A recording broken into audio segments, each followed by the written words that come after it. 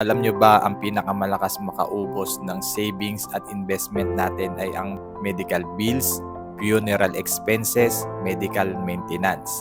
May mga bagay na hindi natin inaasahan pero posibleng mangyari. So meron tayong mga realization na dapat nating maintindihan at maunawaan. Number 1, huwag umasa sa anak dahil magbabago ang priority nila pag nag-asawa na. Number 2, hindi habang buhay may sweldo at trabaho, kaya magtabi tayo para sa pagtanda natin. Number 3, may insurance tayo ngayon sa amo, pero covered lang tayo nito kapag tayo ay empleyado. So number 4, huwag tayong umasa sa tulong ng gobyerno dahil minsan ang batas ay nagbabago.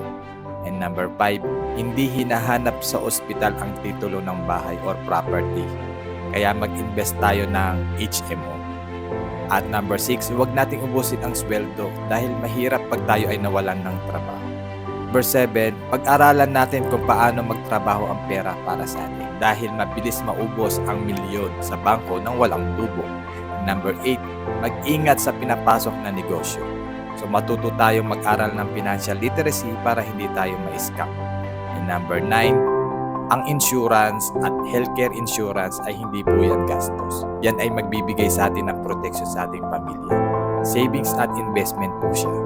Ngayon, meron tayong dapat na paghandaan at bago tayo magdesisyon at magretiro, dapat meron tayo sa buhay natin.